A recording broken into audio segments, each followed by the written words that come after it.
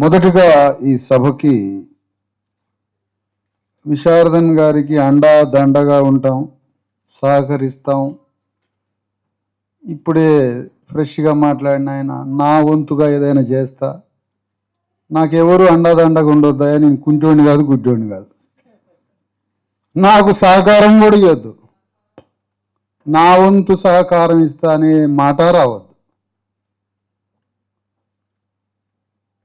రాజకీయ కోరికలు ఉన్నవాడు ఈ సభలో పాల్గొనండి, లేకపోతే బయటికి వెళ్ళిపోండి.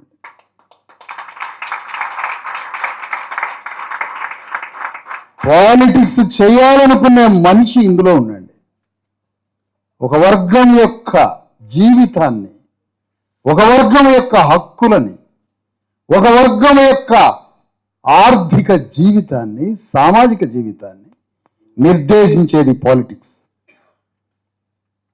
రాజకీయం లేకుండా మనిషికి విముక్తే లేదే, రాజకీయం లేకుండా మనిషికి జీవితమే లేదే.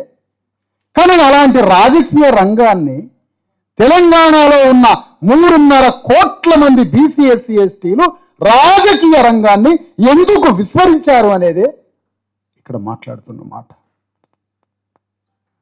రైలు కింద పడి సావటానిక చర్లపల్లి నుంచి ఢిల్లీకి రైలు వేసింది దేనికి?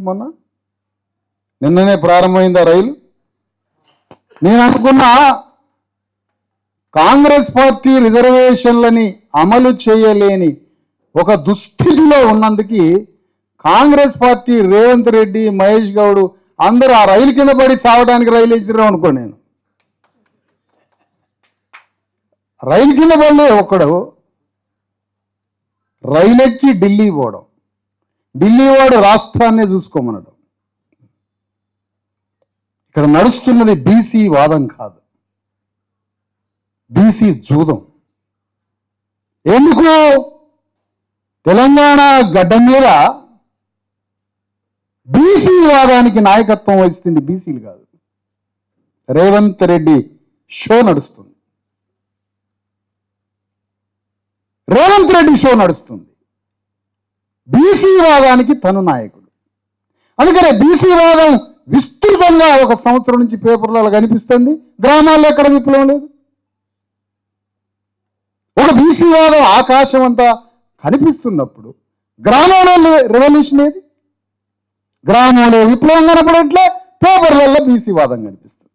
అంటే ఈ బీసీ వాదానికి ఒక అగ్రవర్ణ వ్యక్తి నాయకత్వం వహించి ఆ వాదాన్ని తన రాజకీయ శక్తిపీఠంగా మలుచుకుంటాడు.